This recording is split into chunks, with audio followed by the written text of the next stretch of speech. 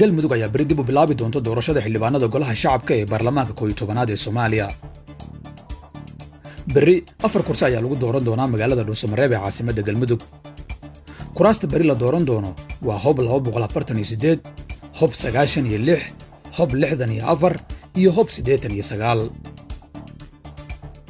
Sheekadan waxaan ku eegaynaa 4 kursi ee beri la dooran doono iyo dadka la filayo inay ku soo baxaan. kursiga ugu xiisaha badan kuraasta beri la dooran doono waa Hob 248. kursigan waxaa la filayaa inuu ku soo baxo Saadiq Cumar Xasan oo loo garan og yahay Saadiq John. waa taliyihii hore ee booliska gobolka Banaadir. Saadiq John oo ka mid ahaa xubnihii sida weyn ula shaqaystay nidaamka madaxweyne Farmaajo wixii ka horreeyay bishii Abriil ee sanadkii hore, markaas oo isku qabteen xiisadii muddo kororsiga ayaa loo ogolaaday inuu qaato kursigan. kooxda madaxweyne Farmaajo oo musharax kale u wadatay kursigan ayaa la sheegay inay ugu dambeyn culays ka qaadeen Saadiq John kadib markay muddo kadib dib u wada hadleen Farmaajo iyo Saadiq John. 3 jifo ayuu ka dhaxayaa kursigan.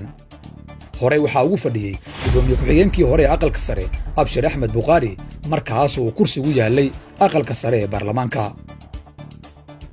hadda waxaa isbedelaya qofkii ku fadhiya kursiga, jufadii haysatay iyo halkii uu yaalay markii hore oo ahayd aqalka sare.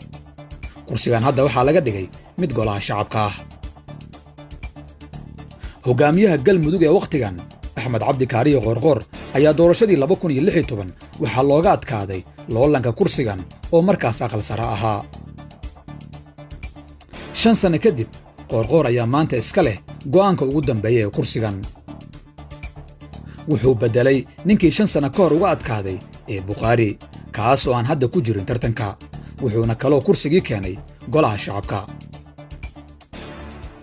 kursiga labaad ee ka mid ah kuraasta beri lagu dooran doono magaalada Dhuusamareeb waa kursiga Hob 96.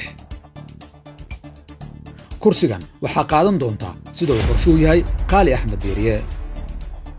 5 sano la soo dhaafay kursigan waxaa ku fadhiyay xildhibaan Cabdicasiis Cilmi Cali. kursigan waxaa laga leeyahay degmada Ceelbuur. Qaali Axmed Diiriye kuma cusba saaxada siyaasadda, waxay ka tirsanayd baarlamaankii 9aad ee Soomaaliya.